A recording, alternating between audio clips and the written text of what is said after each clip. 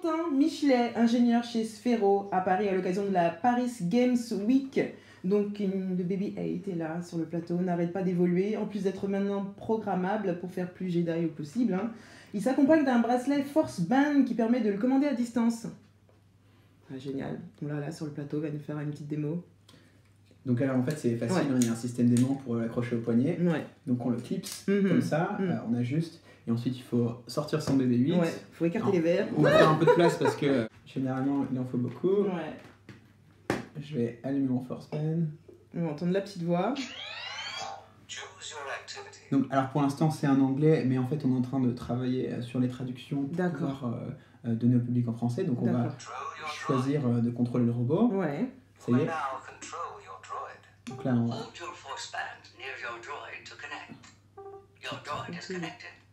Voilà, donc là on s'est connecté au robot normalement, donc je vais appuyer sur un bouton. Use the force. Donc on voit le droïde commencer à bouger, c'est trop cool. Alors je vais me lever un peu, hein, ça sera plus facile pour moi. Il faut faire des effets de Jedi, il faut connaître les mouvements quand même. Un petit peu en fait, c'est qu'il y a une petite prise en main à faire avant de commencer. Je vais juste me calibrer comme ça ici, et on va y aller tout doucement. On va pousser. Là je bouge pour contrôler le robot, je vais aller très doucement, tourner un peu vers la caméra. Et donc en fait c'est... la vitesse est contrôlée par l'angle du bras haut et bas, et en fait la direction c'est à gauche et à droite comme je suis en train de vous montrer là. Voilà. Alors JP, ça t'épate ou pas? Non mais... Tu n'es pas perdu j'espère hein? Non, je suis pas perdu. Oh, ok. Mais c'est... Donc en fait, le bras devient un joystick distancié. Enfin, c'est complètement fou quoi. Ouais. Ça se contrôle sur le poignet ici, c'est très ergonomique, hein, très confortable. Le force band est tout léger aussi, on le sent à peine. Alors oui, je vais vous laisser le porter. JP, voilà. Et tu veux tenter? Non mais... Essaye de te... Non mais juste pour dire... Ouais, pour voilà que t'as mis le bracelet que j'ai mis le bracelet. Ouais. Et que moi aussi... Alors, je vais vous l'agrandir un petit peu. Que moi aussi je suis protégé par la force. Je vais éteindre le robot là, ça commence à être un peu dangereux sur cette petite table. Et à quel moment il commence à parler? Parce que des fois il fait des petits... Il a des petites voix qui sortent à des moments donnés, non? Oui, alors le robot en fait, il a sa propre personnalité, c'est-à-dire qu'il va s'animer au fur et à mesure du temps, surtout si il est un peu ennuyé parce qu'on s'occupe pas de lui, donc il va commencer à faire des bruits. Au fait, des petits bruits vraiment de... Non, mais donc c'est-à-dire que en fait, enfin, moi j'ai un mauvais souvenir de ça. C'était les Tamagotchi de mon fils. Oh mon dieu, oui. Ça c'est différent.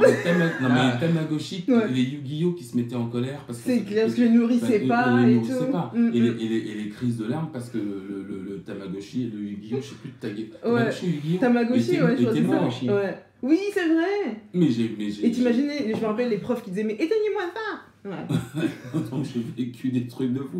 Donc là ça revient, mais c'est pire. Alors celui-là, vous inquiétez pas, hein, il va pas. Quand il s'ennuie, il se met juste à bouger un petit peu. Il fait des petits bruits de. Oui, des petits bruits de droïde en fait, comme on a l'habitude avec BD2 et maintenant BD8 par le film. Mais non, on n'a pas besoin de lui donner à manger, on n'a pas besoin de nourrir, heureusement. C'est exceptionnel. Non, mais vraiment, c'est fou. Vraiment, ça va super vite. Et en fait, il y a quand j'étais gamin, j'étais passionné par tout ce qui était radiocommandé. J'avais une petite voiture radiocommandée. Enfin, c'était déjà le Nec Plus Ultra à l'époque de la technologie de commande à distance, entre guillemets. D'accord. Et puis là, on est dans un autre univers. J'étais complètement déconnecté de tout ça. Et là, en fait, la technologie, il ne faut jamais mettre de stop. Sinon, on devient comme les grands-parents, quoi. Bah, alors, il y a toujours moyen d'y retourner, hein, mais ça va juste faire... De toute façon, c'est difficile maintenant de ne plus être au courant. Du fait de juste en parlant avec les gens, ils vous parlent de Snapchat, d'Instagram, et donc les personnes sont familières et connaissent ce mot en fait. Je me rappelle, c'était quand? C'était justement au début des vacances, il y avait BFM qui faisait un petit docu, un petit reportage sur les parents qui laissaient leurs enfants à leurs grands-parents. Et il y avait une grand-mère qui était plutôt connectée, et elle filmait des moments de de la journée avec sa petite fille sur Snapchat pour donner aux parents. T'imagines? C'est hallucinant. Donc le Forsburn est compatible avec l'édition originale de BB-8 sortie l'année dernière et avec les autres robots de Sphero grâce au Bluetooth Smart, c'est ça? Oui, c'est ça, tout à fait. Ouais. Donc on a le Oli dont on avait parlé il y a quelques années. On a le nouveau Sphero version éducation, donc le Spark Plus, qui peut se connecter avec ça aussi. Et c'est vraiment rigolo de jouer avec. C'est clair, j'imagine. Est-ce que le design change pour selon qu'on utilise un Sphero ou il n'y a vraiment qu'un seul design qui se rapproche du BB-8? Alors, on a fait un design de Forsben pour les 3 produits. D'accord. Comme ça, c'est transparent pour l'utilisateur. Le Forsben sait en fait à quel type de robot il parle, donc il ajuste ses paramètres à l'intérieur pour, en fonction de... Par exemple, Oli qui est beaucoup plus rapide, Forsben va pouvoir lui dire d'aller beaucoup plus vite sur des grandes surfaces.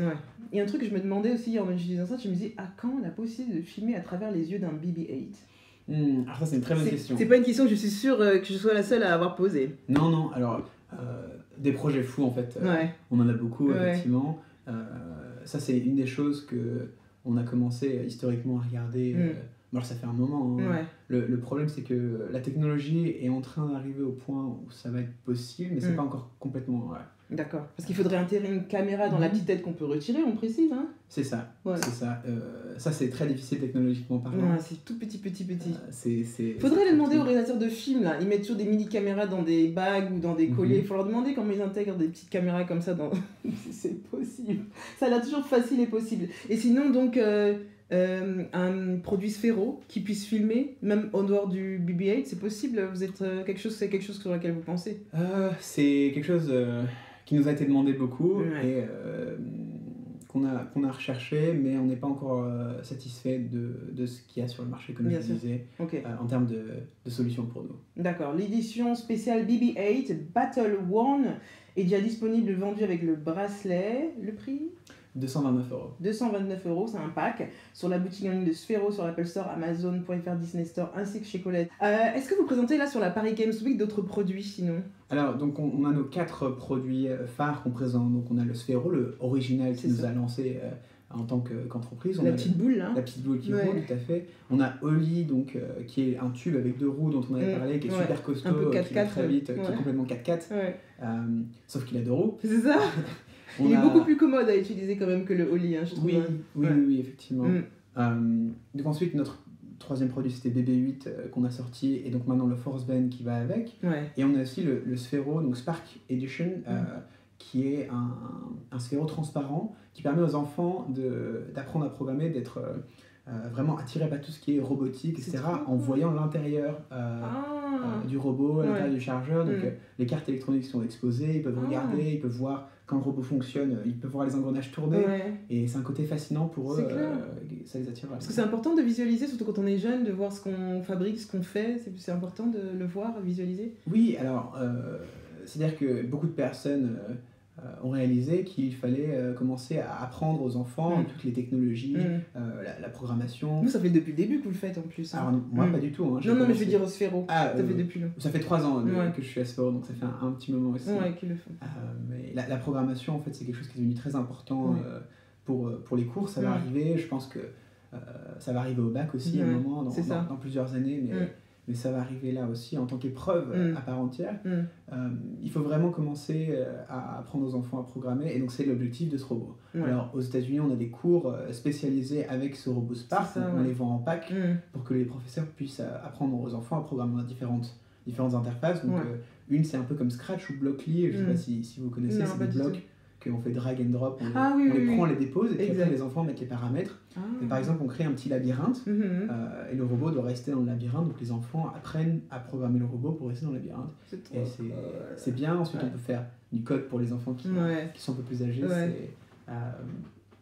C'est un bon moyen de les initier à la technologie et à tout ce monde un petit peu connecté et de produits un peu gaming qui pourront avoir accès. Et d'éveiller la curiosité finalement. Surtout. Plutôt qu'offrir une balle complètement fermée et c'est juste un jouet pour eux, ça devient un moyen d'apprendre en s'amusant. Et les accessoires, il y aura de nouveaux accessoires aussi sur côté Sphero, parce que je sais qu'à chaque fois il y a des espèces de pentes, des choses comme ça. On a des rampes effectivement. Pour Oli, on a une énorme rampe, c'est le Spine, qui lui permet de prendre de la vitesse et de faire des sauts jusqu'à 1 m, 1 m 50, et après retomber sur la rampe C'est super sympa. Je me rappelle, on s'était vu chez Colette donc en septembre 2015 pour présenter donc, le Sphero original qui était plus gros. Hein. Le Sphero original, il est plus gros, non? Il a la même taille. J'ai l'impression qu'il est plus gros. Mais il y a eu une édition spéciale Sphero taille R2D2 qui est sortie chez Disney. Disney a fait une édition spéciale, pas de Sphero, mais ils ont fait leur propre produit qui était un peu plus gros. Nous, on est resté sur ce format que on trouve vraiment très bien pour les utilisateurs. C'est facile à prendre en main, c'est bien. Pour les enfants, il n'est pas trop gros, pas trop lourd. Donc, on est vraiment resté sur cette taille. Et donc, je disais, donc, on s'était vu chez Colette en septembre et on avait mis quelques photos sur notre Instagram parce que vous avez apporté des accessoires. Et je me rappelle, il y avait Sphero donc, aux États-Unis, la personne qui gère, qui était étonnée qu'on avait eu accès à ces. Mais où vous avez. On était étonnés, on s'est dit, mais comment ça se fait que chez Sphero, ils n'étaient pas au courant de ces accessoires qui étaient sortis? Donc il y a des différences entre les sorties françaises et américaines ou pas du tout? Alors, généralement, c'est aligné. Bon, à quelques jours près. Hein, par exemple, le cinéma en France, c'est le mercredi et aux États-Unis, c'est le vendredi. On avait vu ça pour le Star Wars qui était sorti en France avant de sortir aux États-Unis. On a à peu près la même politique. C'est généralement, par exemple, pour BB-8, Disney peut choisir la date de sortie des différents produits et quand ils sont annoncés. Donc, on suit en fait ce calendrier. C'est ça. Vous avez un très bon partenariat. Et des mises à jour du côté de l'application Sphero aussi ou pas du tout? Parce que je sais que c'est régulièrement mis à jour avec des jeux, des choses comme ça. Oui, tout à fait. On a changé en fait le packaging. On a une nouvelle équipe qui travaille sur l'application Sphero et on essaie d'ajouter des fonctionnalités à chaque fois. D'accord. On continue. Ok. On précise aussi qu'il y a une application spéciale BB-8. Application spéciale BB-8, effectivement, qui a différentes fonctions. Donc, la conduite, comme vous avez pu le voir avec le Force Band, mais aussi des hologrammes à la R2D2 qui envoie son message pour Princesse Leia. Ça veut dire quoi BB-8? Ça veut dire BB-8. Il n'y a pas de... Enfin, il n'y a pas de traduction pour l'acronyme, c'est juste un numéro de série. D'accord, ok. Ça sonne bien en plus. Et donc, à part donc, ce côté programmable du BB-8 et les cours qu'il est possible de donner à travers la technologie de Sphero, est-ce qu'il y a un développement qui va se faire au niveau de Sphero, au niveau international, puisque c'est pas encore non plus très très connu en France, vos jeux? Est-ce qu'il y a des choses qui sont prévues, un produit encore plus facile à utiliser, ou je sais pas, plus grand public, ou autre? Disons que la base de Sphero, c'est des sphères qui roulent et c'est un objet qui est universel. La forme de la balle, c'est quelque chose que tout le monde maîtrise, que tout le monde apprécie et beaucoup de personnes en fait regardent le produit, c'est une belle balle et ils l'achètent. C'est une belle balle qui en plus je peux faire rouler, je peux m'amuser avec, mais ça commence par être une belle boule. Donc on commence d'abord par rester sur cette catégorie d'utilisateurs. On appelle aussi aux enfants, donc, qui eux, c'est le côté ludique complètement. C'est des early adopters. Oui, alors c'est ça. Nous, on aime bien, on cherche à cibler les early adopters pour qu'ils nous disent ce qu'ils aiment bien chez le produit, et ce qu'il faudrait changer. Et c'est à partir de là qu'on crée nos générations. En termes de produits plus simples, pour l'instant, on n'a pas fait d'annonce pour des choses nouvelles qu'on va lancer. On est encore en train de débattre, même chez nous à Sphero. Donc, on est très, très satisfait de BB-8, de ce qu'il nous a apporté, etc. Et on essaie de consolider cette base d'utilisateurs. D'accord, ok. Merci beaucoup, Quentin. Merci. On va passer aux actus musique avec JP qui va nous parler de l'album, le nouvel album.